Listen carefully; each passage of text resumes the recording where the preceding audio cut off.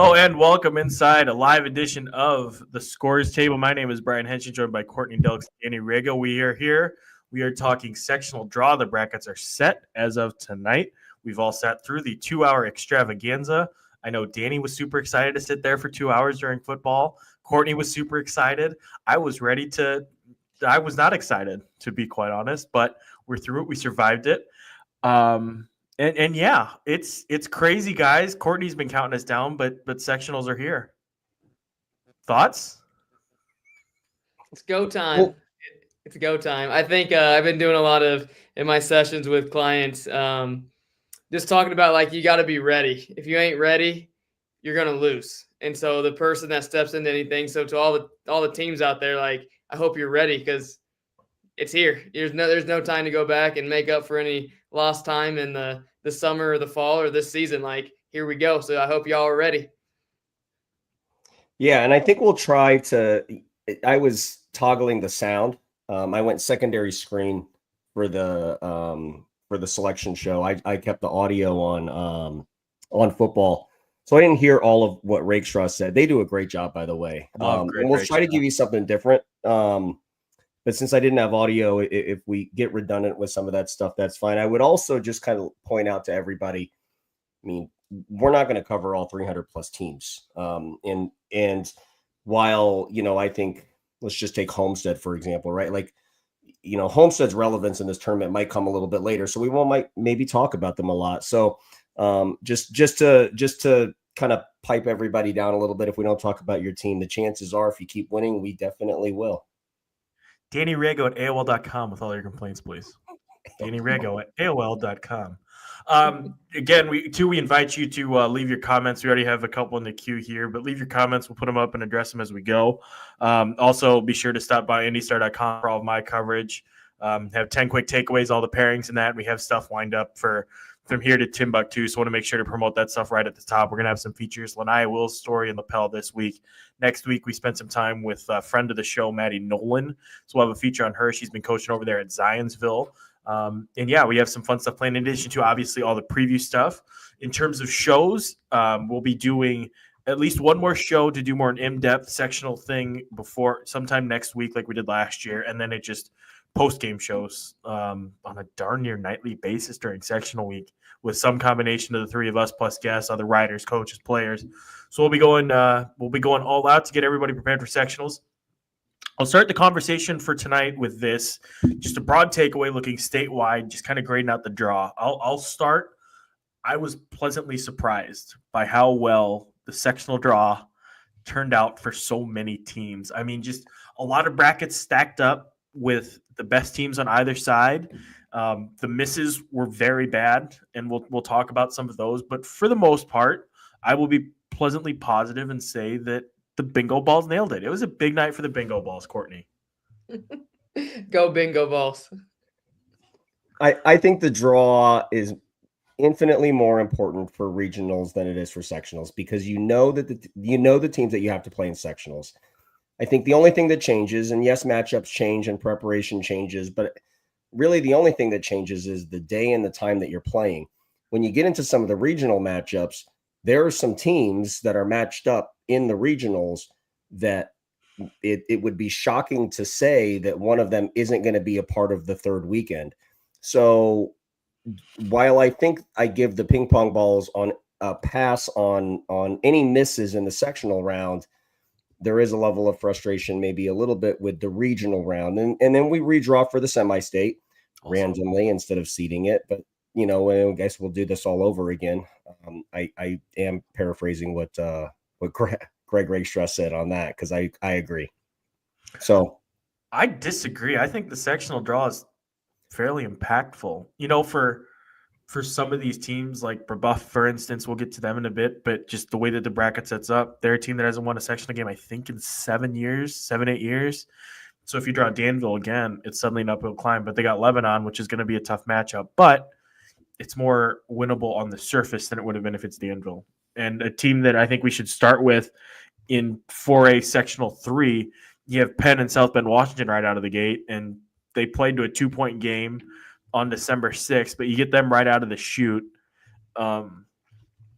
I don't know. If you're South Bend, Washington, kind of an unfair shake because you're coming off like a month's worth of rest at this point. I guess they got a game on the schedule. I take that back. But you know what I mean? Like, you probably don't want to jump in there with the toughest team.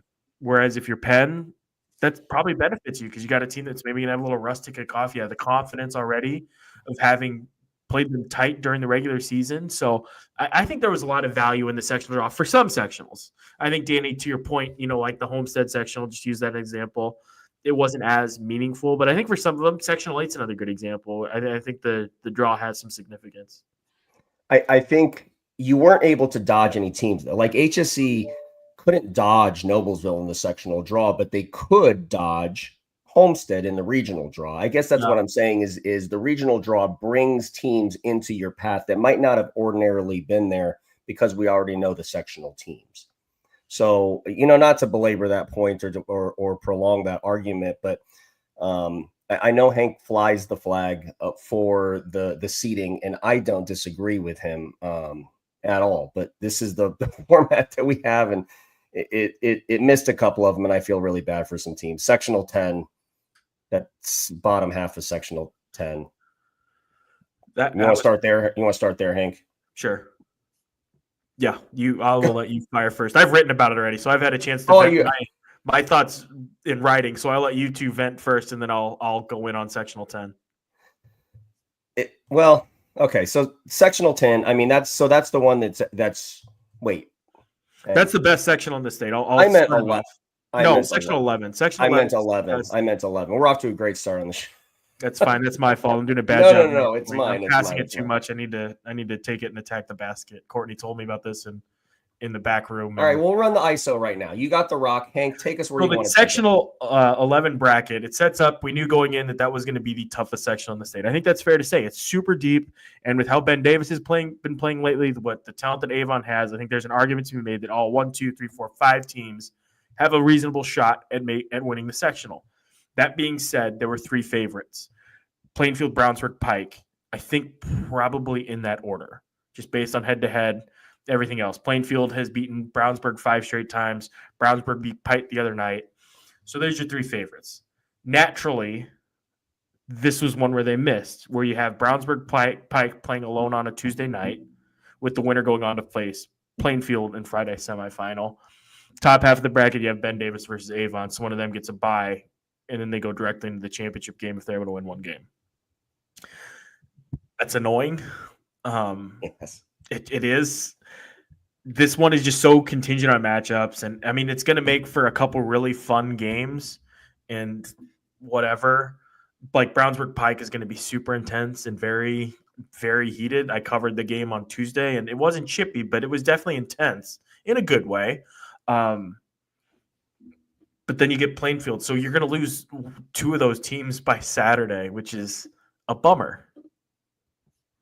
It is a bummer. I think while Ben Davis and Avon clearly won by being in the top half, and just looking at the way that it is, I think I would say Brownsburg lost the biggest tonight, because you're right. I think they have to prepare for a super physical game.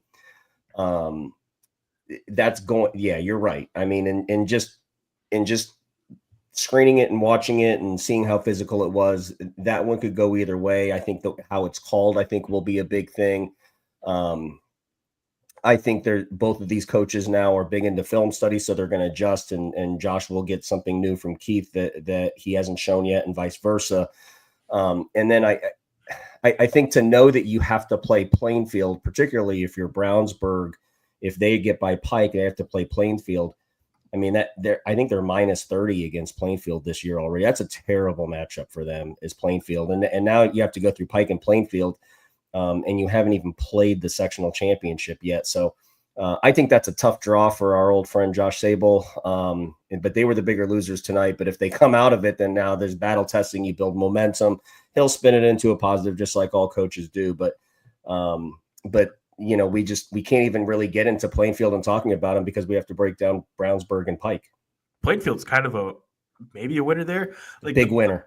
Plainfield Brownsburg thing is interesting because Plainfield has their number. Pike Plainfield, though, fascinating because Pike has that size, which Plainfield doesn't. the physicality in that. How does Plainfield adjust to that? And then obviously just the underlying, the most obvious thing that I took a while to get to when I wrote about this is just the guard play. I mean, just the weapons that Pike has versus Plainfield's Menser and Williams, and just how everybody else around them has been playing. I mean, that would be a really fascinating matchup. And then obviously Brownsburg Plainfield's a rivalry, but Pike Plainfield interests me in a way that is interesting. Yeah, and to stay with the same themes that we've had through the episodes, you now allow that bench block Menser staff that I always talk about, that I like their game planning and adjusting, that you now allow them to kind of sit back, let the two quote unquote better teams in the sectional kind of beat up on each other, and then you can kind of get to see who comes out.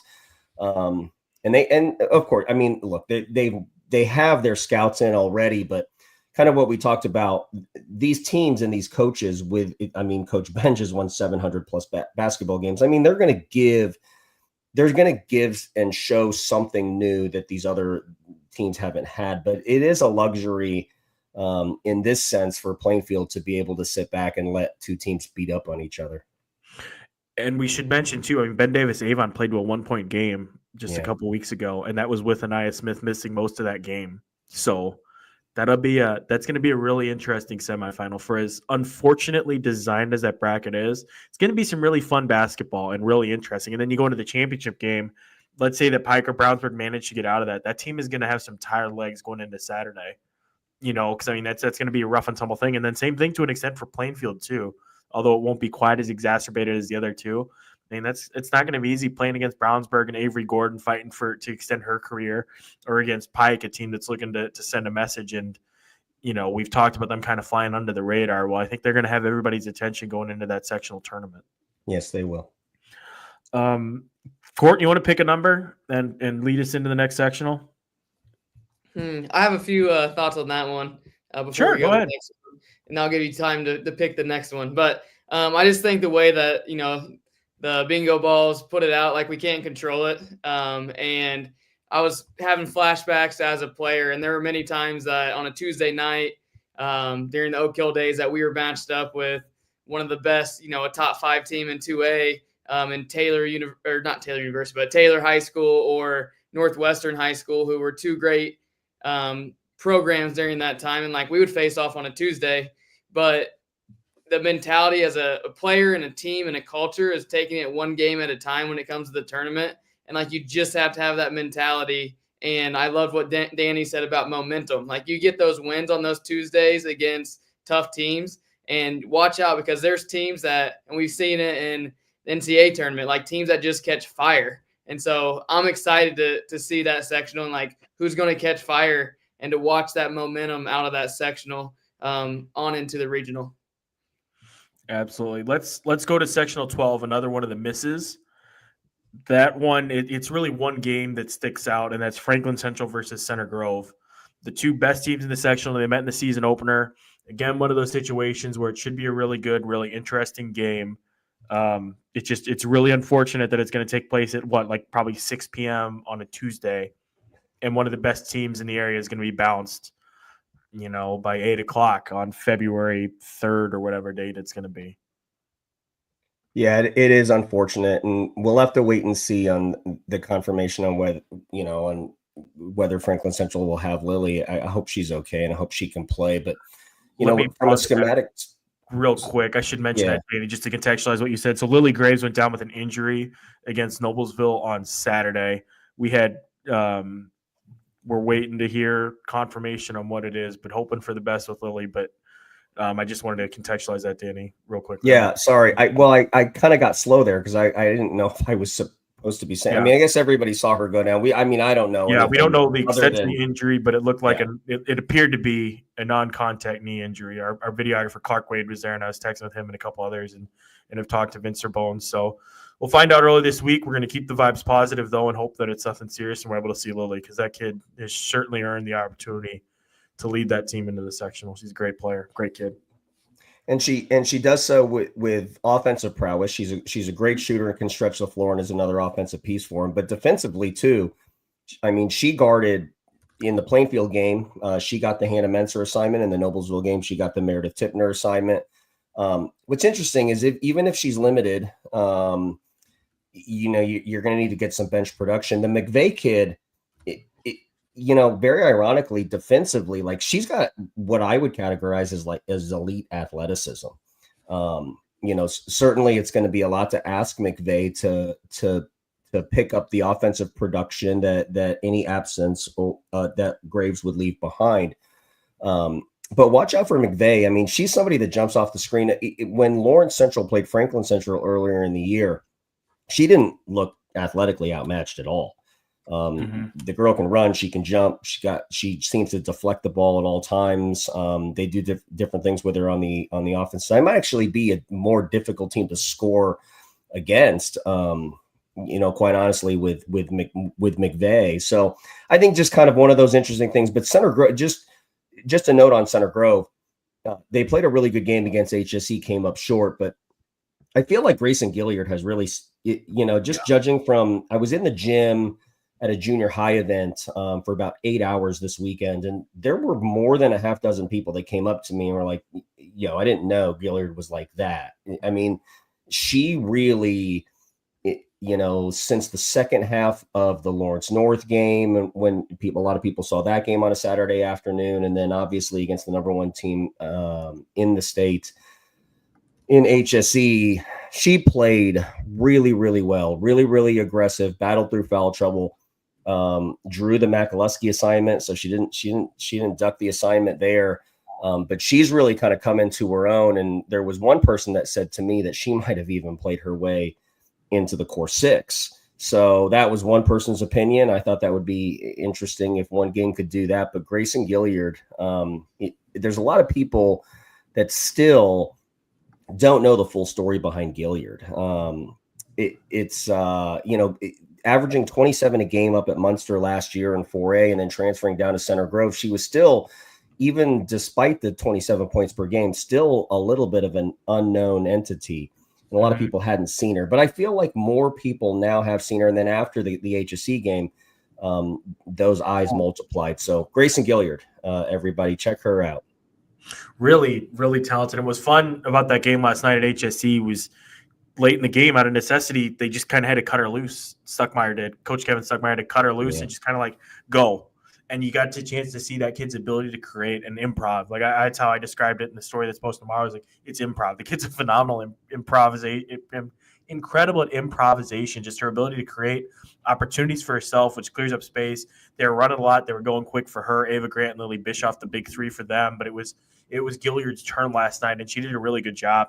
Defensively, Danny, like you mentioned, she did not duck the Maya McAlusky assignment. She did a good job of holding her own. And the thing, though, that really stood out to me was just the communication with her and the teammates. Similar to what you were mentioning with Lily Bischoff, it was just everybody was talking. When HSE was running those sets, getting Maya open, it was communicating like, hey, switch off, hey, go here, she's over there, that sort of thing. So they're very active with it. The one thing that Stuck wished that he had back, or that wished they did a little bit better, was just pressuring the shooters earlier, getting a hand up in their face. They left Stidham, for example, with some pretty big cushions there, which allowed her to get going early. Same thing with Maya. But, I mean, just bringing it back to the sectional and that Center Grove Franklin Central matchup, if worst comes to worst and Franklin Central is shorthanded, it feels like a roster that still has some depth to, like they have some depth in that lineup and that roster with all those sophomores. So it's a steeper hill to climb, but that's still a team capable in my eyes of ripping off an upset and going on a run through that sectional as I look at it. Hank, I totally agree with you. I think that's why I talked about McVeigh when talking about this sectional and Franklin Central, because I think they're good enough to beat Center Grove. They certainly were good enough to beat Center Grove. I don't think anybody would have debated that if Lily Graves does in fact play. But if she doesn't, don't turn that one off. Again, they have really, really good players. Now that it'll be more youth driven for sure. I mean, we're going to find out a lot about Tari and Baker and Duvall, and I think we'll get a glimpse into what next year's maybe sectional, whatever number we're on, whatever number this is, that sectional's favorite 12, yeah, maybe next year. Court, how do you let's say that Graves isn't able to play. That's a senior leader out of the lineup. How do you go about trying to rally a team this late in the season? How do you keep things together? I think especially with being a senior, I can remember in college, one of my teammates, KK Hauser, went down with an ACL. I remember going through NCAA stuff, and I wore her number during the NCAA tournament in the Big Ten. She was 22, and so it just is this intrinsic motivation that is already within that team. I mean, they've been together through everything together, and so especially when it's the younger players that they want to play for their senior, like that's the type of stuff. Pay attention to it, because the motivation, if Lily's not able to play, it's gonna bring out some fighters in that team. Yeah, I'm excited for that Center Grove Franklin Central game. Again, unfortunate that it's so early, but I'm excited to see it. Let's move on to sectional 16. We'll venture outside the Indianapolis area. That's the one with Gibson Southern, Evansville North in the first round. Then the semifinals, it'll be Evansville Harrison against Reitz. And then Castle will play the winner of Gibson Southern, Evansville North. Danny, another one of those brackets where the top three are all clustered together. Gibson Southern defending 3A state champion against Evansville North, which I know is a little banged up with injuries, but can never count out Tyler Choate. And then Castle's quietly put together a strong season. They knocked off Bloomington South the other day and have themselves a nice record going into this tournament. Yeah, I'll never count out Tyler's teams. They're one of those teams that's probably built more for postseason, just one game in advance. I think everything that he does through the season and developing his schedule is just kind of built on that concept. I'll focus in on Gibson Southern. I think they deserve that as the defending state champs. I mean, it's I don't mean to be too hard on Kyle's outfit down there, but something has seemed maybe just a little bit off. Like their 3-point percent metrics are down for some of the kids that you would rely on, more steadily. But they still have Gabby Spank. And I want to stay pretty top line here and not get too deep. I mean, she was an extraordinary piece with a remarkable performance in the state championship run. And we talked about it throughout the year. And at the end of the season last year, when we were analyzing the state championship game, she hit the big shot. I think she's coming off, I think I read on social media, like a 35-point performance at Heritage Hills. Don't know much about Heritage Hills, so I can't really put that into relativity, but she's obviously seen the ball go through the net more than a few times. So, maybe steadying for a nice run. But if you have Gabby Spank in any basketball game, you got a real good chance in that game, because if it's a game that's going to require you to score the ball and get to 60, 70 points or something, she can really light it up. And it seems like she's starting to shoot the ball a little bit better now. And then you have a kid, Paige Schnaus, only a sophomore, but she played such a huge role in that state championship run last year. That counts for a lot. She brings some good size to the lineup. So they have some pieces there. But like you said, I mean, it's going to come down to getting production from kids further down the lineup. Bradlett, Maurer, kids like that, just finding a way to step up and contribute in some big moments for them. And we'll have Kyle Soakland on here before long too to help break down those Evansville area teams a little bit more thoroughly. But Danny, have you had a chance to screen Castle? I mean, looking at the record, 14-6, they beat Gibson Southern at the beginning of the year. They lost though to Evansville North 57-32 at the end of November, but I believe that was before Evansville North ran into some of their injury problems. So I would imagine that a rematch of that game probably looks a little bit differently just in terms of personnel. But I mean, Castle, they've put together a decently strong resume over the course of the season. And then they have some playmakers too. Jaden Scott's averaging in double figures, 1 of 3 with her, Grants, and Scott. So they have some really nice pieces there at Castle. And, the type of team, again, with the way that the regional set up, and we'll talk about this more in depth towards the end of the show, but the way that it sets up, whoever comes out of those 4 far south sectionals and 4A stand a really good chance of running into semi-state, just because all the good teams are pushed further north into different sectionals. Yeah, if you haven't seen, I think it's the Scott sisters down there. I think it's Jaden, and I think the older sister's name is Jordan, and Izzy Grants is a really good basketball player, but they could score it. Kind of date it back to, I can't remember who I was talking to. It might have been Tyler, might have been Scott Shane, but it's somebody from the South Side, and I was just trying to get a little bit of background. It was really early in the season before an episode. I was just, give me something I can use down there, and they had mentioned that Castle, they said, Castle's really good. I mean, they mentioned those kids, the Scott sisters and Grants. And then all year, they've kind of flown under the radar, and admittedly flown under my radar. Maybe they haven't flown under the radar down there. I know if you look at, their box scores and their scores, they look really good. But if you ask Gibson Southern people, and I have not, I'm hypothesizing here, but if you ask them who the toughest match would be, I think they might still say Evansville North, but they're not going to punctuate the sentence without mentioning Castle's name. So I think there's some recognition there for how good Castle is. And I do think any of those three teams could come out of it. But I do think that Gibson Southern's ability to play 4A basketball with a kid with a very good Indiana All-Star candidacy in Gabby Spink really should be the story kind of heading into that sectional to really maybe take the crown away from the state champs. As we move on to the next section, I want to pass back over on sectional 12. I meant to mention Southport. They're at 12-7 this year. They won just 2 games last year, so they're having a big turnaround under first-year coach Larry Williams. It's awesome to see Southport doing that. They got the bye and will face the winner of that Center Grove Franklin Central game. I know that they've had Riley Hamilton, I think it is, a volleyball player. They added her. They have some other pieces over there at Southport. So just tip of the cap to them as they look to play upset and go on a little Cinderella run of their own in sectional 12. Danny, they've got a kid. They've got a kid named Cassie McMasters down there. That I love. I love watching her. She talks to the other team. She talks to her teammates. She talks to the coach. She talks to the refs. She makes shots. She shoots a lot of shots, all sorts of variety. But she is so fun to watch. And I've been around a lot of Cassie's, maybe summer circles or club circles and things like that. And I've always really kind of loved just watching her play basketball. She has a magnetic personality, and it just kind of comes out on the floor. And then she'll be a next level player too. But she's fun, and if she gets through the sectional, she'll be a huge story. If she doesn't, I tip my cap to you on a great career, Cassie. Let's stay in the deep south, Danny. Let's go to sectional 15 at Seymour. I wanted to pause on this mostly because that's where Bedford North Lawrence is, and they have that active sectional streak, 13 straight sectional championships.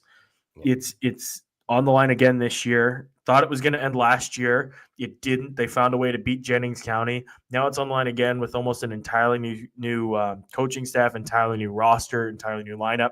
But they managed to avoid Floyd Central, which looks to be the favorite coming out of there. Instead, Floyd Central opens against Jeffersonville and will play Seymour, whoever wins that game. But B&L, is this the year that the streak finally ends, or do you think that they find a way and miraculously pull this thing off? I think it's gonna end. Look,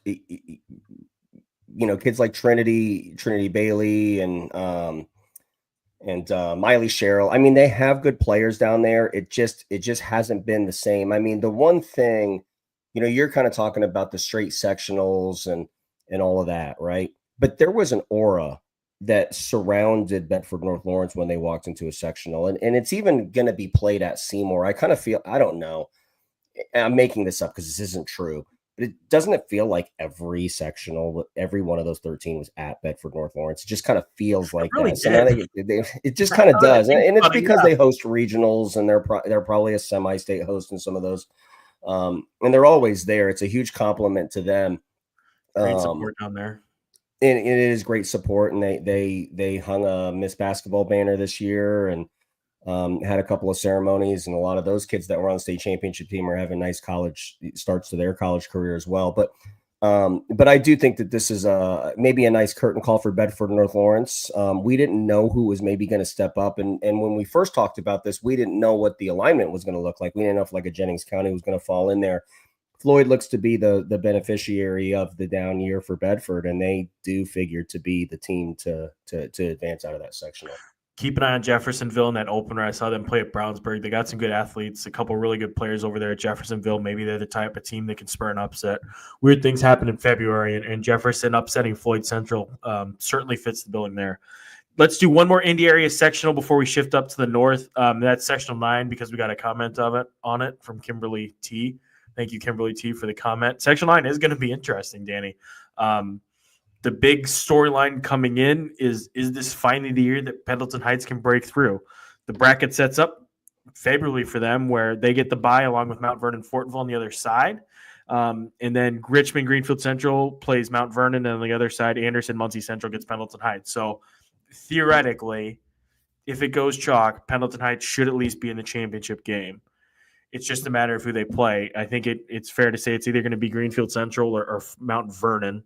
They beat Mount Vernon during the regular season, but Mount Vernon has obviously been the bugaboo for them over the past few years. Death Taxes and Julie Shelton. They have a lot of young players on that team. They're very good. Greenfield Central, more experienced, and beat Pendleton Heights during the regular season. So either way you cut it, it's not going to be easy for Pendleton Heights to exercise those demons. Yeah, I would call this one a 3-horse race. You mentioned the teams, Greenfield Central, Mount Vernon, Pendleton Heights. You're right. They've all beat each other or given each other tough games. There's a little bit of contrast to Mount Vernon and Greenfield Central.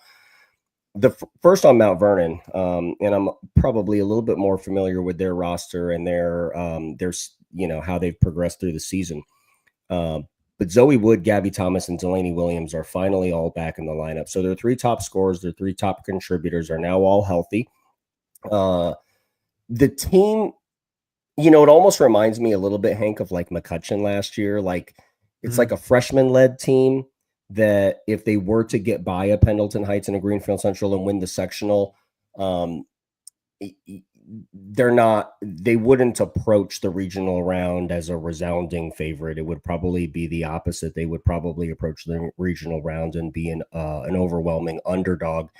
And that's kind of the way that McCutcheon was. They kind of got through the sectional last year, and Jeff Canoy and Lily Graves and company had a very tough Saturday morning against Homestead and Rod Parker, as anybody would. Conversely, Greenfield Central, led by a kid by Madison Sonsini, I think is her name. Yeah, Sonsini, right? But she's a senior and very different than the freshman-led Mount Vernon team with Zoe Wood and Delaney Williams and Gabby Thomas, who's not a freshman, but she's not a senior. But she's committed to play at the next level. I think I read on social media was Spring Arbor. And Mount Vernon needed 2 overtimes to beat them just not a couple of weeks ago. Interestingly, and I kind of close my thought with this, if it is Mount Vernon versus Pendleton Heights, I do think that the zone that Julie Shelton has, which is built because it's odd front, sometimes they raise the middle person, sometimes they flatten out on a 3-2, but most of the time this year they've played it kind of in a flat 3-2, which is a very difficult defense. You have to get behind that defense to really kind of be effective at attacking it. But it does congest the middle and driving lanes. And if you congest the middle and congest driving lanes, well, isn't that what Hupfer and Casey Warfel do the best? Like drive and then catch the ball in the middle in Hupfer's case and be effective. So I think that could be a difficult match for Pendleton Heights if it is Mount Vernon. Now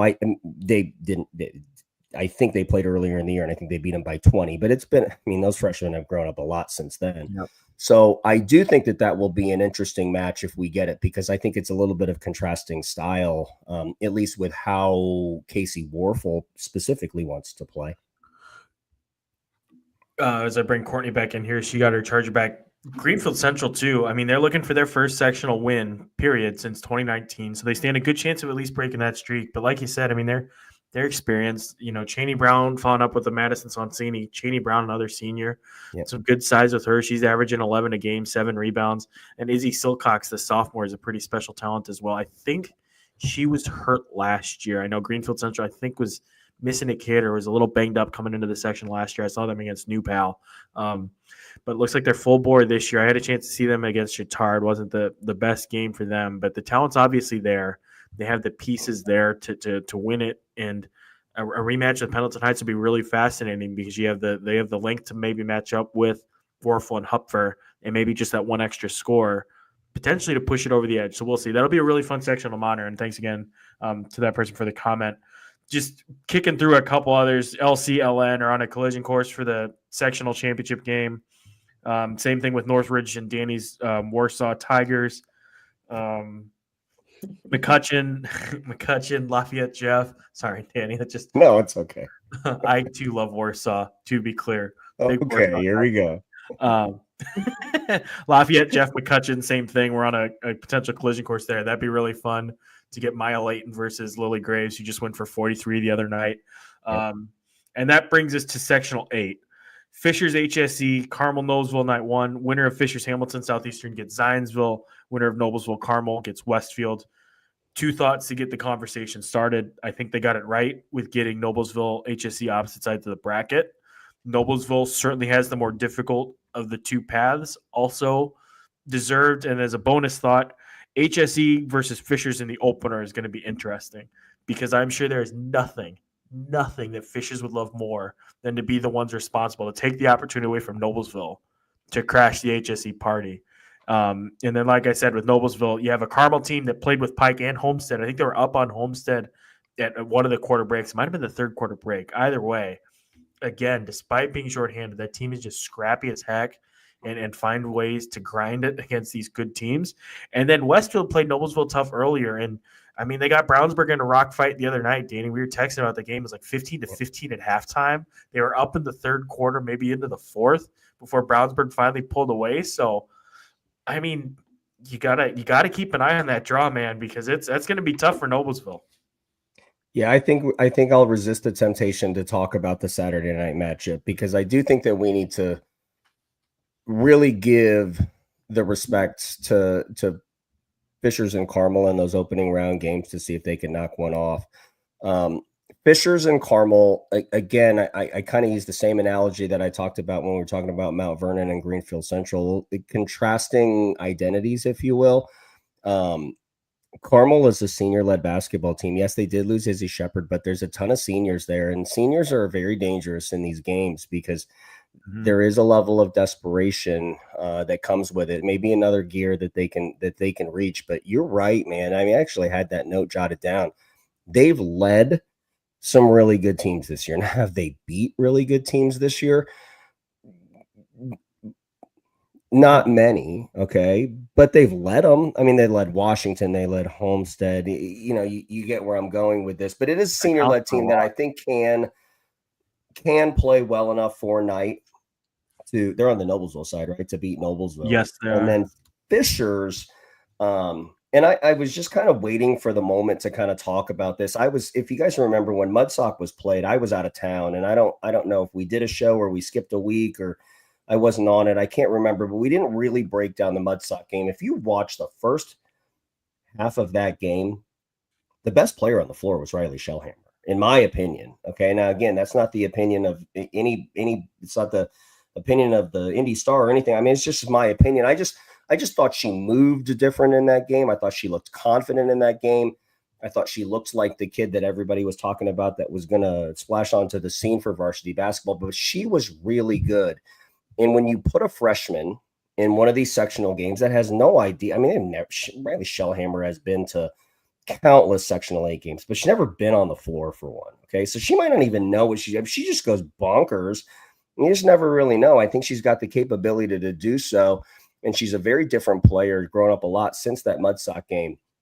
But now with, college basketball players like Dickman and Choi, and if you get really good production from Shellhammer, that could be a really scary game, not just because it's the crosstown rivalry, not just because it's Lauren Vata, who seems to win at least one game in this sectional every year. But now you have this wild card in Shellhammer that you just don't know what she's going to be like. And so in her first sectional game, she gets the number 1 team in the state. And this is a great opportunity to start her legacy. Court, I'll toss to you for Sectional 8 before we move on to 3A. Sectional 8, and then also playing in like a sectional as a freshman. I mean, that's a big stage for a kid.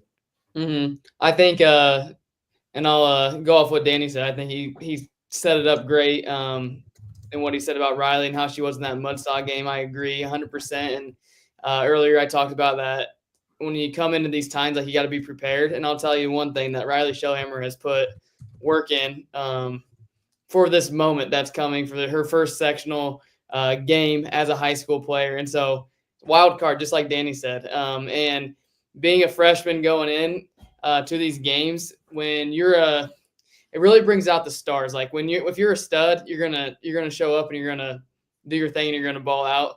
And so I'm really looking forward to that game and just seeing is it going to be the and that was the same thing I had jotted down in this whole entire sectional is it going to be the seniors and the juniors, or is it going to be the underclassmen that pull their teams out of the section? I think that's the story for this whole entire sectional.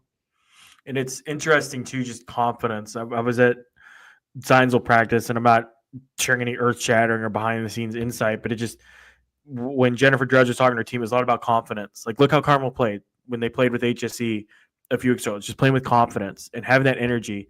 And while the score of Friday's game between Zionsville and HSE was pretty lopsided, HSE hit like a school record 16 threes. It was insane.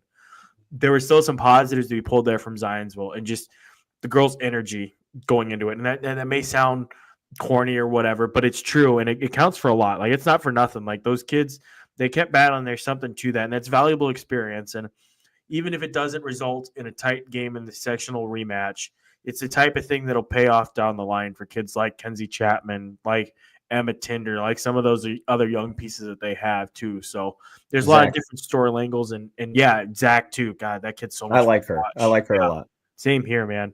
Just there's a lot of positives to be drawn in that way, and then the same thing too for a team like Westfield, teams like Carmel, and then obviously Fishers as well.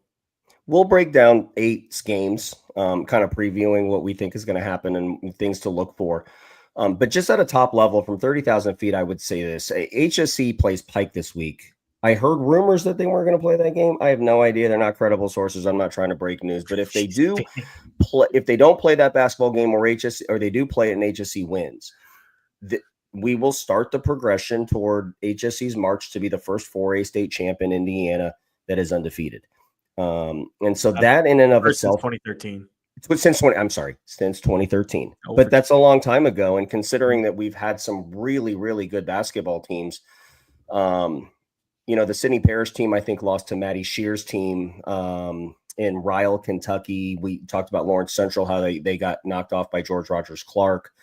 Obviously, Lawrence Central has the one loss this year, but HSE does have an opportunity to do that, and it will be one of the favorites kind of approaching it. So it's probably a little bit early to say that that's the storyline going into the state championship, because they got it. I mean, the sectional 8, tournament is very difficult to get out of, but it's eventually going to become the story. If it is HSE, in fact, that keeps going right in this bracket, we're eventually going to start talking about, are we going to have an undefeated 4A state champ, since the first one since 2013? And that was the Bedford North Lawrence team. I think you said, Hank, right? Mm-hmm. Yeah. Danny doing his best to jinx Hamilton Southeastern, but you can read more about that exact topic and how this team is approaching this season and how things are different. And specifically this past week, which was a sectional type setup where you play a game on Friday, then you come back at 7:30 the next night against a top tier opponent, both on the road. The second night was really in a hostile environment at Center Grove. And just how HSE's approaching that. Some really good insight from Makaluski, Stidham, and Holman. So encourage all the cools to check out that story at IndyStar.com. Any other 4A thoughts? Any other sectionals that you want to touch on or talk about? I feel like we've mentioned at least just about everybody, the ones of note. Warsaw, Northridge on opposite sides. Penn, South Bend, Washington in the first round. Yeah, well, let's stay there for a sec. So Warsaw, Northridge, if we get that. That was a 16-point game earlier. I think the thing to watch in that game is going to be how Doug Springer decides to match up against Warsaw.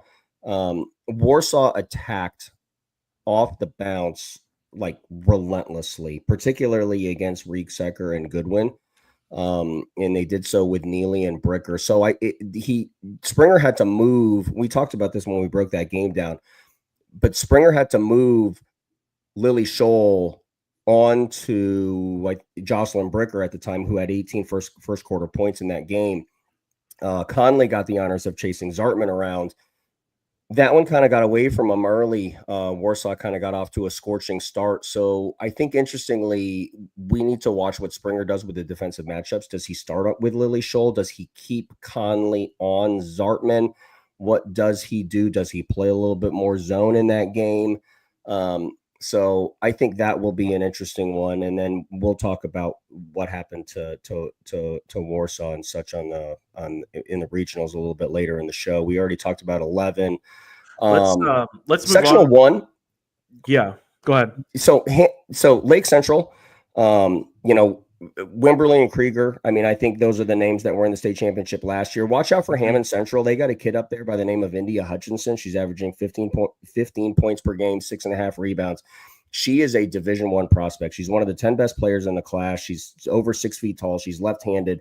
A lot of people say she's like the female kind of Zach Randolph, but that's a really kind of under the radar name down here in Indianapolis. It is really good, and you might definitely see her on regional. You were saying that you wanted to move on, Hank? Yeah, sorry, Dan. I didn't mean to cut you off. Was there anything else that you wanted to touch on? I'm trying to find here because Lake Central lost to Valpo the other night, which ended a long winning streak within that conference. I think it was 30-plus games that they'd won within the conference, and Valpo finally broke through for them against them over the weekend. So that was a big win for Valparaiso. Yeah, definitely. No, I mean, I just don't. I mean, I have notes on every sectional. I mean, it'll come up, kind of as we kind of progress through the tournament. So yeah, take us where you want to take us. Yeah, let's go down to 3A and 2. We'll have a chance to dive in a little bit more in depth, the three of us, and then with guests too, we'll be able to dive in like South Bend, Washington, Penn. I'm really excited to get your thoughts, Austin Huffs as well. He was at the original match, some things like that, and then some more of those sleeper teams. Let's move on to 3A. Again, it's just a lot of the same, and it makes for a boring conversation in some points, but that's not necessarily a bad thing. Like Belmont and Norwell, opposite ends of the sectional and sectional 22. 23 is going to be interesting, the Twin Lakes group, just because it's kind of an open-ended thing. There's some teams that are rebuilding, like West Lafayette. Twin Lakes obviously having a tough year, but they're hoping to win a couple games. And if they get hot at the right time, could feasibly win that thing too. The Hamilton Heights thing.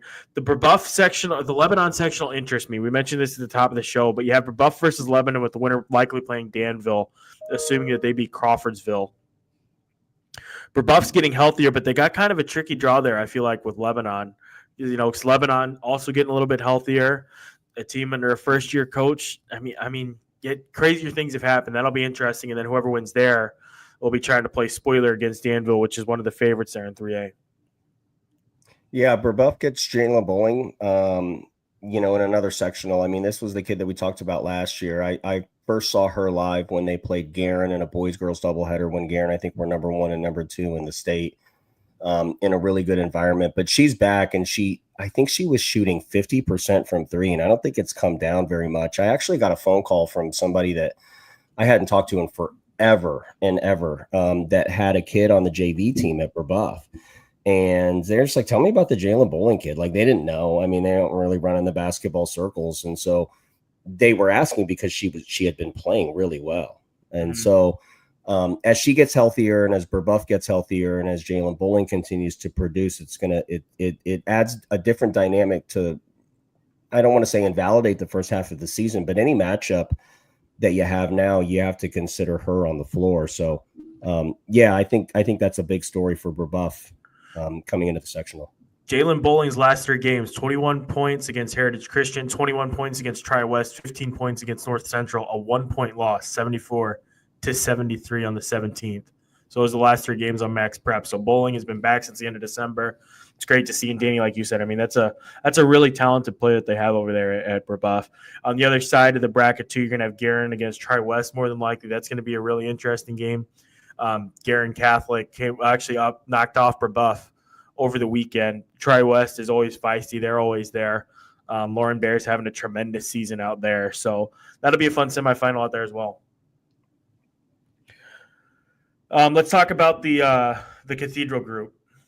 And we get Cathedral Bishop Chittard right out of the gates. Yeah. I mean, it's there, I guess. The winner of that one plays Addicts. On the other side of the bracket, you have Shortridge versus Heron, who's actually amidst they matched last year's program record for wins with a couple games left. So Heron's having a special season, and then the winner there will play Purdue Poly. Purdue Poly, we've talked about on the show before. They're a very talented team, and one that if they get the right draw in that championship game, man, they could do it again and win another section. I think it'd be their second, and since the program was tournament eligible 4 years ago. You on the Cathedral one? Yeah. I kind of dropped out there for a second. Yeah. Okay.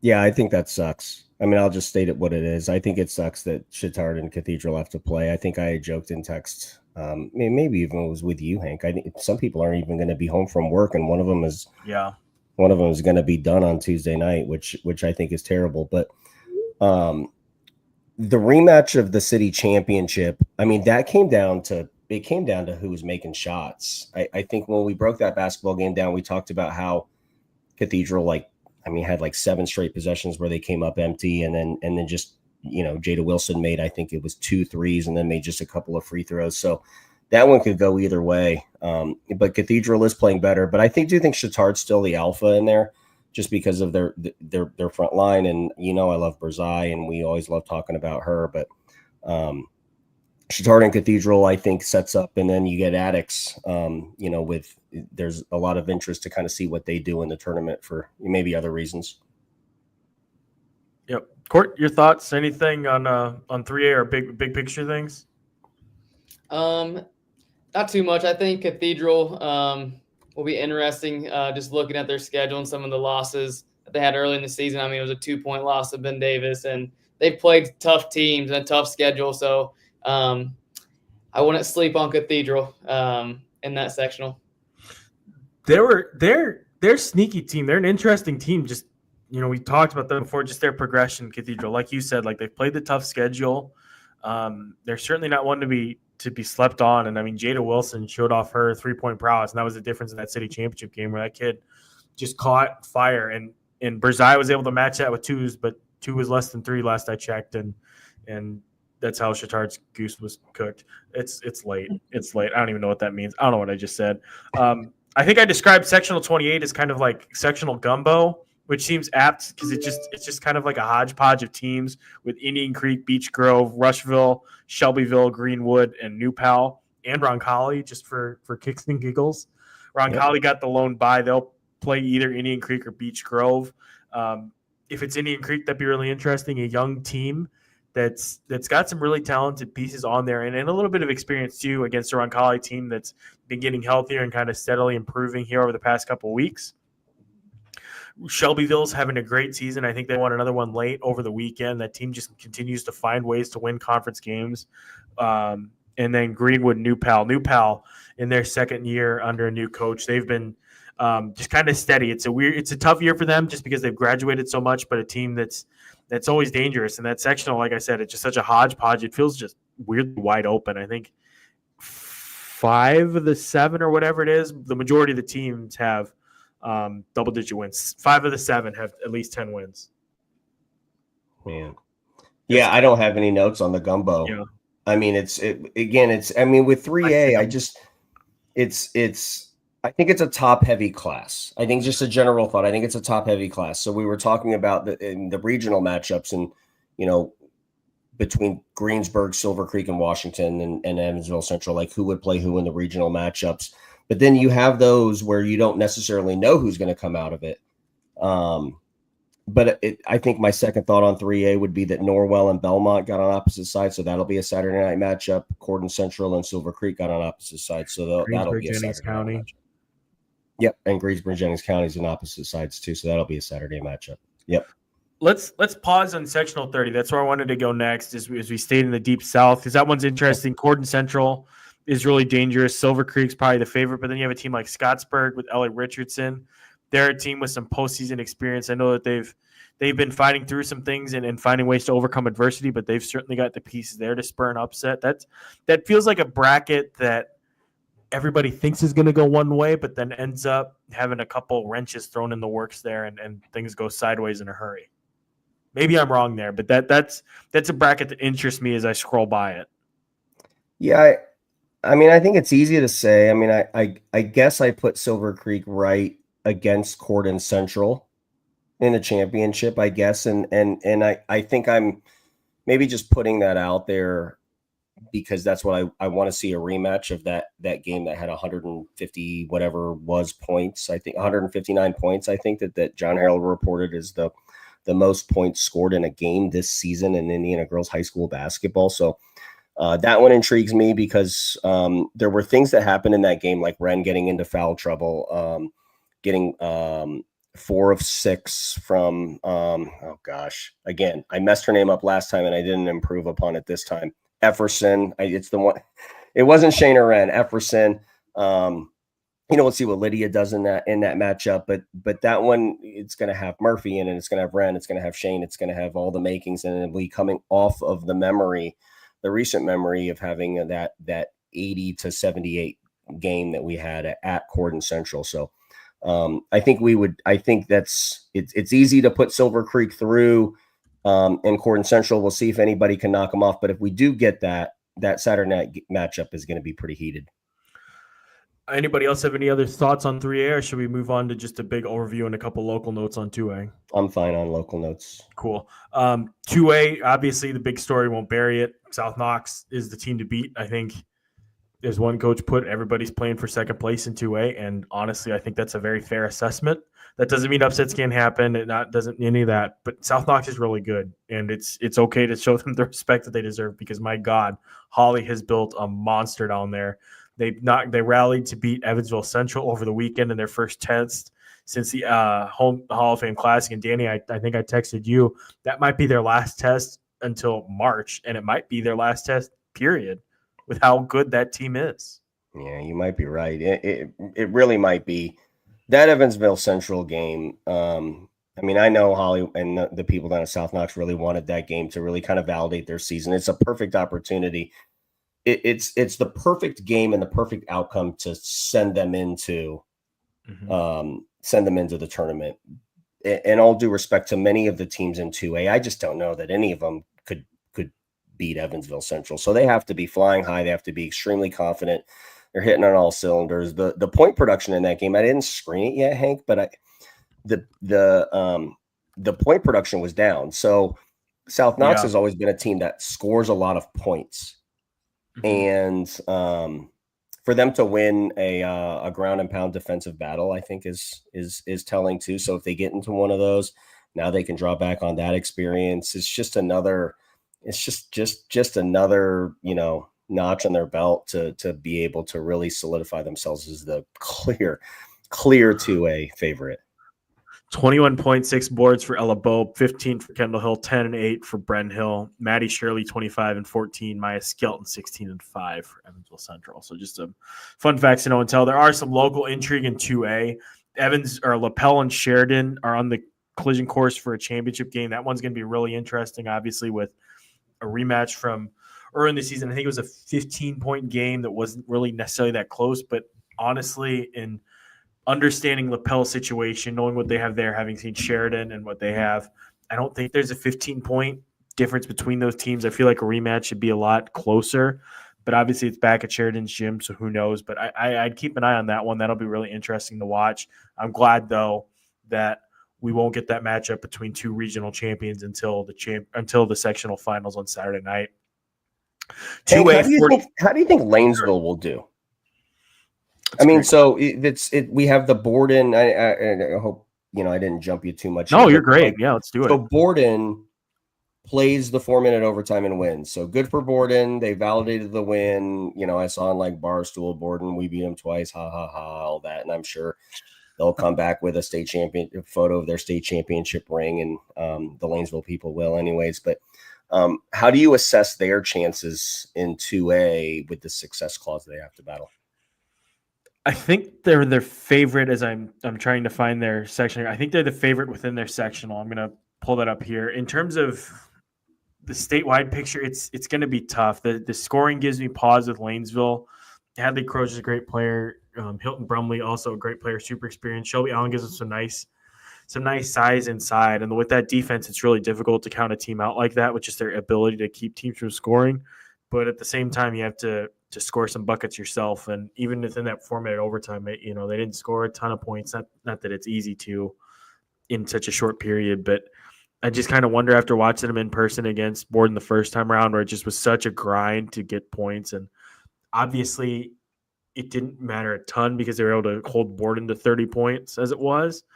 But now you're in 2A, you're going to start playing some different teams. That road eventually is going to go through South Knox, which would be a fascinating matchup, but it's going to be tough. I haven't had a chance to peek the regional draw. I wouldn't count them out too, though, because like you mentioned, Danny, I mean, there's so much to be said for teams with that postseason experience, postseason pedigree, and seniors. And Lanesville has all of that in spades. And while I think that they're pretty heavy favorites in that sectional based on the Sagarin ratings and just what I know about them, beyond that, it gets a little bit dicier just because the competition is going to ramp up. And like we've been talking about, the South Knox of it all it just kind of looms over everything in the South. Yeah, it does. Yeah. And I mean, that's why I'm high on like Sheridan Lapel's possibility shifting over to them or staying with them. Their possibility to run to semi-state is because they got a great draw. They avoided Alexandria and they avoided, I think it's the Rensselaer Central sectional, which has some powerful teams coming out of there. So they got a favorable regional draw there on the north side for Lapel and Sheridan. What do you think of Lanesville? I mean, you're familiar with their defense, how they run things, some of their pieces as well. What do you make of things? That's kind of why I made the comment. I'm just kind of setting it up for a future take. I mean, if we get Lanesville, South Knox through any stretch, and I haven't seen the brackets to see when and if that matchup were to take place, but Lanesville's ability to make it hard to score and to congest the paint with Shelby Allen could make it difficult for South Knox to put 70 up. I mean, obviously, if they shoot the ball well, anything is to. I mean, I suppose anything is a possibility, but I guess I'm envisioning, can South Knox win we have to get a basket in dead ball change of possession in quarter court against a set defense. And I'm sure they had to do that in the Evansville Central game. So that's why I think that was a perfect springboard into the postseason to have a low scoring game like with Evansville Central. So that's why I asked that. So I assess their chances, better than you might expect, because I just think that they can keep games close. And you just never know what's going to happen in the last 4 minutes of the fourth quarter of a sectional Saturday night game or a regional game standalone or a morning semi-state game or whatever. I mean, if they're going to play the game in the 40s, you get some kid that comes in off the bench and hits 2 threes and they get a 6-0 run. It seems like a sectional 10-16-0 run. And I think they're plenty capable of doing that particularly with Brumley and Crozier on the perimeter. Court? My take on Class 2A, I know some people listening might be thinking, who's the top 10 in 2A anyway? And so I'm just going to read them off staggering. South Knox at 1, Bluffton, North Knox, Rensselaer Central, East Side, Whitco, Brownstown Central, Austin, Alexandria, and Lanesville. That rounds out your top 10. And the difference, when we talk about South Knox, they're ranked 5th in the state, and the next closest 2A team, which is ranked 2nd in the class, is Bluffton, and they're ranked 24th in the state. So that, I mean, it's a 5 versus 24 matchup from 1 to 2. So South Knox is clearly the favorite going into 2A overall. Real quickly, too, Lanesville South Knox would be the section or the regional championship. So we would not have to wait long if both teams handle their business in sectionals. We expect them to do, and God, that'd be great. Oh my God, that'd be incredible. Yeah, I mean, go ahead, Danny. I'm sorry. Well, I mean, Lanesville played in the regional last year and South Knox didn't. State the obvious, right? I mean, it's a stage that they're going to be used to. They're going to be very used to that week of preparation, what that Saturday is going to look like, the travel, everything. So I think Lanesville will certainly tap into that experience and maybe give South Knox. I think South Knox will have. I mean, I think South Knox is going to have a scare. Okay. I mean, I just don't think that they're going to win every game by 25. I think they're going to have a scare. And what I mean by a scare is that, you'll have a game that's, maybe they're down at the half or it's close going into the fourth quarter or something like that. And we'll see if they can come through. But Lanesville is interesting because to have a defending champ stand in your way, regardless of, I mean, if you got good players down there, players going to make plays in this postseason. So that one, I think it has some intrigue, but I think I would take this approach. 3A last year. Wait a minute, not 3A last year. 2A last year. Brownstown Central, right? Yep. So they're back in the thick of things too. I will admit this, okay, and I just think Brownstown Central caught me certainly by surprise in advancing all the way to the state championship last year. And I apologize to the people down there, Brownstown Central, but I remember last year in preparing to talk on this podcast about the 2A state championship, and I knew hardly anything about Brownstown Central, which does illustrate that there is going to be the opportunity for some team to make a run and introduce themselves to the States. Last year's Brownstown Central, it certainly figures to be somebody. I mean, somebody, for example, has to come out of the North. Somebody has to get there, and it's going to be somebody that I don't know a lot about. And so I think that's going to be an interesting thing too, is we can talk about South Knox and how they progress through the tournament, but it'll be also fun to see everybody else kind of advance through and how far they get. Like, for example, Kenzie Cook is Kenzie Cook is one of those kids that can go out and have one of those really special nights. I think she's broken her career high like 3 times this season. And people will always look at who they played and who it came against, and rightfully so. And she knows that, but that doesn't mean Kenzie Cook isn't a good player that can go out and get 30 against a good basketball team too. So if she does that in a low scoring basketball game, we'll see what happens there. But I think what Brownstown Central told us last year is there's somebody that we haven't maybe even mentioned one time on this podcast throughout the entire season that could go on a deep run. And when I will talk to that team in advance, whoever it does, is we'll catch up eventually. We just don't know now, because I don't think you do either. That's the fun of it, though, right? Like, that's what makes it so special and magical. And I'm glad you mentioned Brownstown Central, because that brought me to Austin, who I've been wanting to mention, because they have Bryn Owens, who's just been putting up video game numbers, the junior. They're in the same sectional, and they're slated to play. They played in the regular season to a 4-point decision. Brownstown Central won. They're slated to meet again in the sectional tournament, this time in the semifinals. I believe that's a rematch from last year. It is, of last year's sectional championship game. They've met in the sectional championship game the past 2 years in a row. So they meet again this year in the semifinals, more than likely. Really interesting matchup. Kinsey Dean's name comes to mind to me. I think there's like a Rodenhammer maybe 2 down there at Brownstown Central. So they have a lot of pieces coming back there. And they pose a significant threat too. If it is South Knox, they pose a good threat. The Lanesville thing like you mentioned. So, well, I think South Knox is the clear and away favorite. There are some potential landmines out there in 2A. Another bracket, there are a couple brackets around here that are interesting, teams that maybe aren't built for super deep postseason runs, but like 42, for instance, these kind of just it feels really wide open, where Monrovia is the highest rated team, but they lost to their first round opponent, Park Tudor, by 5 in November.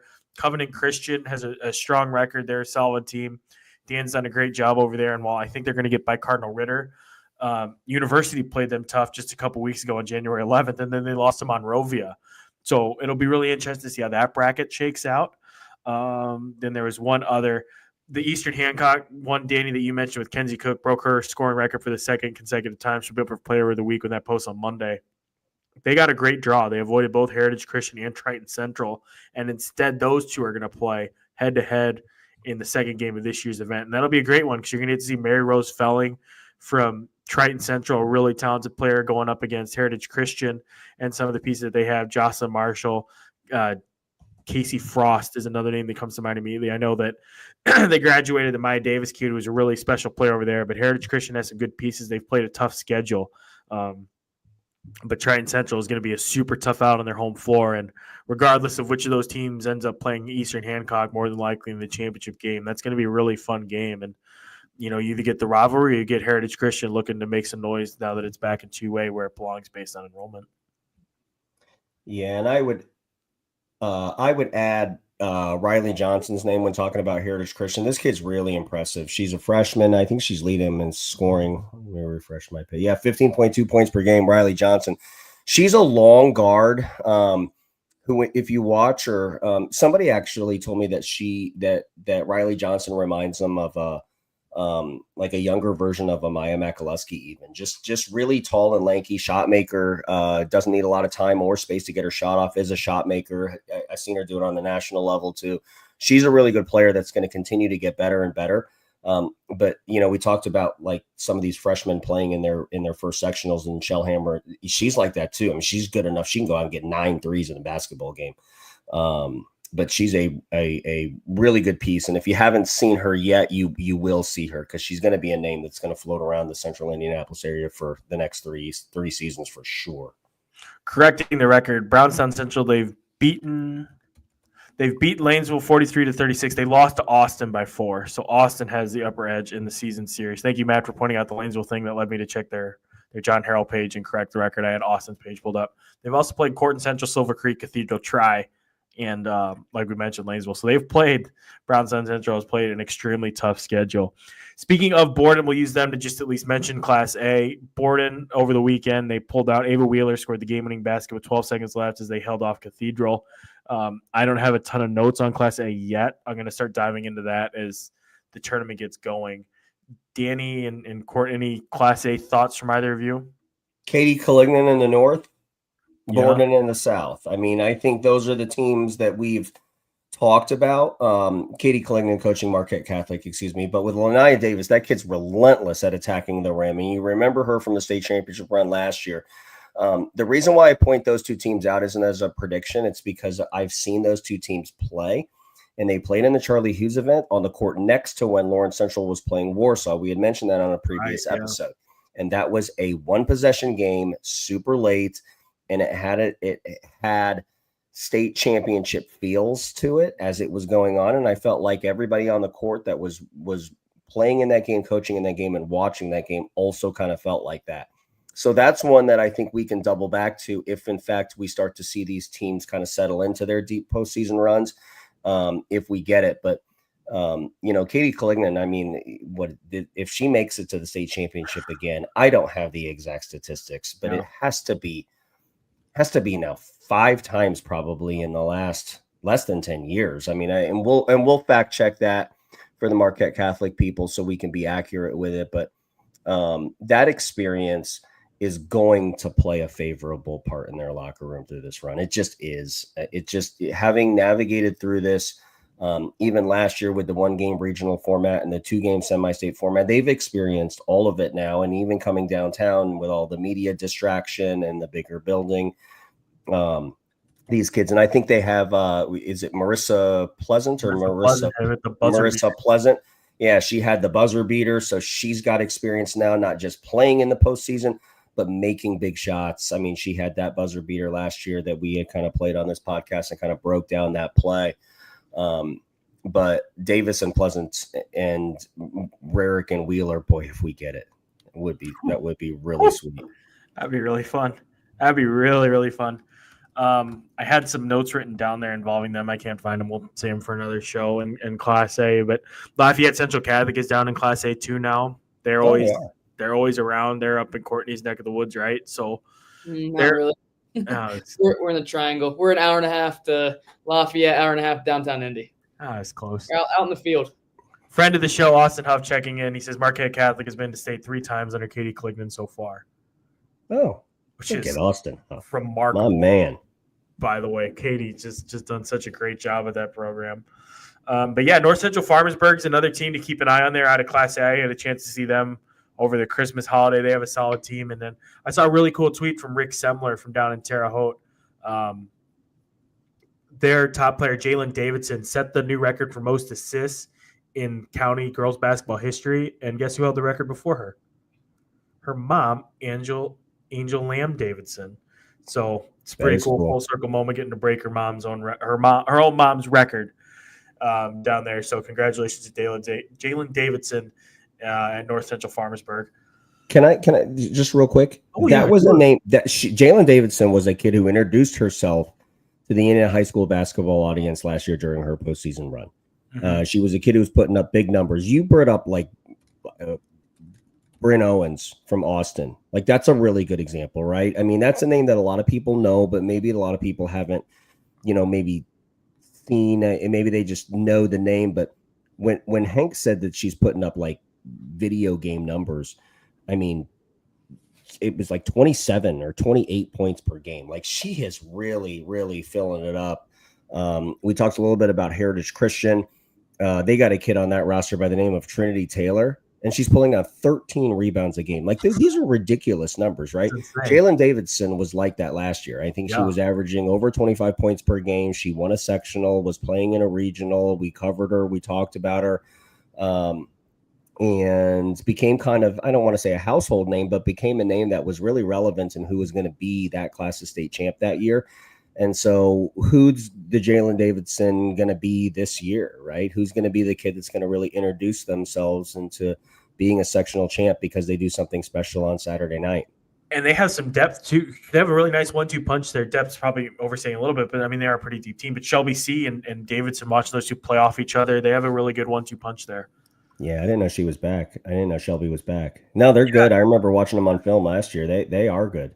Yeah, so that'll be a fun team. Was C out? I didn't even realize that. I saw her play over Christmas break, so if she'd gotten hurt since then, I missed that. Same. Is she? So she's back. No, I don't know. I don't know. Same as in like I don't know if she's back. Yeah. All right. As I look that up, and we'll just circle back and make a quick correction. Let's talk about the regional draws. They're stupid, and I hate them.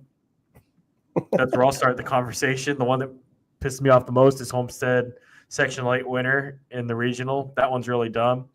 The setup of the 4A South is just ridiculous. I think I sent you guys the numbers as I pull up those right now. But just the way that the sectionals are reorganized, you have 2 teams inside the top 20 or the top 30 of the Sagarin ratings in the Martinsville, Columbus North, Seymour, Evansville, Reitz cluster of sectionals that can be drawn into regionals. So you have that quad. The other 4A South quad has 1, 2, 3, 4, 5, 6, 7, 8 teams, all ranked inside the top 25 of the Sagarin ratings, all in the Indianapolis area. You have Pendleton, the Lawrence Township Schools, Brownsburg, Pike, Plainfield, Center Grove, and Franklin Central. It's bad enough that you have the sectional set up the way they are, and now you have the regional draw set up in such a way that you're going to pick off even more of them. So only 2 of those teams on that list are going to get through. It's ridiculous. And shout out to Lawrence Central. They got a really fortuitous draw again, and they get the winner of the Mount Vernon sectional. And that's not a knock on Pendleton or Mount Vernon or Greenfield or any of them. It's just the alternative is Brownsburg, Plainfield, Pike, Center Grove, Franklin Central. And I think if you had to pick your poison, you'd go with sectional 10 over them. But those are my big takeaways on the 4A regional draws, is that it's dumb and I hate it. Danny? I think the Homestead HSC thing certainly is the thing that jumped out, or the HSC Sectional 8 winner. I'm sorry. The Homestead Sectional 8, that game, although it will be very fun for us in a single week to kind of break that game down, whether it's Noblesville or HSC or somebody has a big upset in 8, but it also opens up the opportunity for somebody else to advance that might not have been a favorite to advance. And I kind of point to McCutcheon as that team, right? Like Lily Graves is, I mean, I think this will be the second consecutive year where Jeff Canoy's McCutcheon team will have won 21 games. I mean, Lily Graves, I think she's very close to 1,000 points. I don't know what she needs in her final game, but I think it's attainable at a 4A. I think it's somewhere in the mid-20s, 25, 26 points. I think she would get 1,000 points in a 4A schedule before the conclusion of her sophomore year. She's coming off the career high of 43, but she's starting to play really well. But that's interesting because now if now that you dodge, if you're McCutcheon and you win sectionals and you dodge Homestead and HSC and end up with a Northrop. Now Northrop's really good, but that's interesting. Now you throw her into the semi-state and now through the halfway point of her high school career, she will have had potentially 2 sectionals and potentially even a regional with a semi-state appearance. So that's a resume that's starting to build. But for every bad matchup, there's always somebody that wins on the other side. And I think McCutcheon is probably the big winner on the North because of that bad draw that 8 and Homestead got. And in an attempt to redeem the vibes and keep them positive, that is going to be a nuts Saturday across the state. Yeah, I mean, just wild. Like, ignoring the fallout, like that. Those are going to be some really, really fun basketball games. Like breaking down Plainfield Pike or Brownsburg against Center Grove or Franklin Central. That's going to be unbelievable. Yeah. Like a Brownsburg Center Grove matchup. How does Center Grove adjust to the Avery Gordon of it all? Plainfield against Franklin Central. You have Hannah Menser versus Peyton Duvall and Riley Uteri and all those other sophomores that they have at Franklin Central, not to mention the potential for the upperclassmen if Lily Graves is able to give it a go and Berkeley Williams. So there's a lot of fun buried within there. It's just aggravating to see good teams have their seasons end in February and not later. For sure. Yeah. I honestly, I'll be honest, by the time they got to the regional draw, I was just mentally checked out and focused on writing takeaway, so I haven't had a chance to dive in too deeply on the 3A, 2A, Class A matchups. Obviously, beyond discovering on air with you guys that Lanesville, South Knox are on a collision course. Any other regional takeaways, sectional thoughts, or anything else you want to get to before we wrap this thing up? There were only 3 or 4 of them that I looked at. I wanted to see what happened in the regional matchup in 3A with Greensburg and who they would get in the second round matchup. It looks like it's going to be if Washington advances through, it would be them. So they dodge Silver Creek, Corden Central. Let's say it's Silver Creek. So now you essentially could have drawn them in the regional, but now you might not get them until Saturday night in the semi-state championship. So that's a depending on who you match up better against. That I think was a big storyline on 3A was how Washington, Silver Creek, and Greensburg shook out in the regionals, and it looks like the big winner there. Well, I don't want to call it winner, but Washington is going to be the one that has to play Greensburg. Court, any closing thoughts from you? I'm just fired up for these games to start. We Yeah, have another week to wait, but just to see how it all plays out. It's going to be – there's so many good players around the state and so many good teams, and this is what it's all about. It comes down to this. So everybody get out and support the ladies in your communities, and I'm excited for all the shows that we're going to have too. They're going to be epic. I already know it. It's going to be great. I'm excited too. I'm at that point where I'm kind of just tired. I'm ready to get some meaningful games going, like it always sucks to see the season end, and it feels like it ends so early, especially in this state that proclaims its love for basketball in 49 other states or whatever. Like it sucks that the girls end in February and not March, but nevertheless, it's really exciting that we're here and, just to get to use this week to prep, and for us 3 too, like we just get to start expanding our scope of teams too. Because like Danny mentioned, there's going to be some teams that we're not talking about now and that we haven't even thought about tonight. They're going to come out of nowhere. Maybe it'll be Paoli. Did I say that right? You did say it right. All right. That's the other thing I love about this show, the selection show, is that while it's 2 hours and kind of like, needles on a chalkboard sometimes when it could just be an email, as someone texted me, I get to learn about all these fun random towns in Indiana, which is fun. And then I forget them and mispronounce them on the show, and it's great. Shout out to Shakamak and Bloomfield and the White River Valley. Yeah. I don't like these last games. That's my take. I'm tired. I'm also not, but I don't know. It just seems like it's like if HSC plays Pike, for example, that's a big basketball game, but I mean, nobody, I don't want to say that I don't care. I mean, I'm sure there's the HSC undefeated story, for example, but I mean, if they lose it, we already know that who they're playing. It doesn't affect seeding at all. To be back to the original point. Right. And also, I don't think they care about going undefeated, nor should they. You know what I mean? Like undefeated in the regular season, to your point, like you mentioned that, and again, wrote about on IndyStar.com, but nor should they. They were conference champions last year, 4 losses, and they lost in the sectional to Noblesville in the final. They won 21 games the year before going in. They lost to Fishers. That's the gist of my column. I don't want to give it all away, but, it makes sense. And, I'm kind of mentally checked out and just this week focus on studying for sectionals. And I think the teams are kind of in the same boat where it's just like we know who we're playing.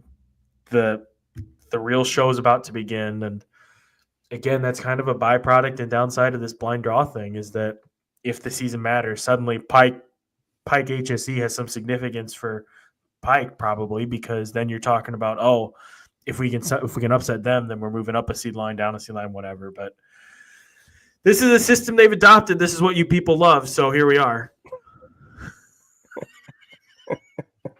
Nobody's watching anymore. It's fine. Cooking gooses is okay. Yeah, cooking gooses, gumbo, etc. That's all I got. That's all I got. Yeah, same. We'll do another one of these probably middle of the week, later in the week. IndyStar.com, the Nia Wills feature this week. We're going to have a Fab 15 with some sort of sectional theme to it.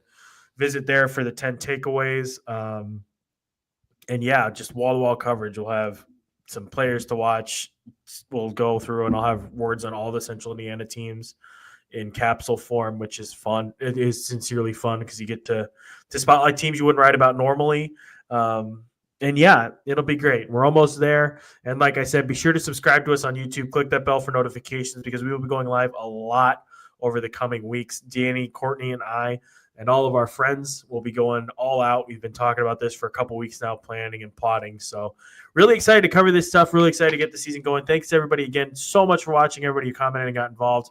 We will talk to you again in a few days.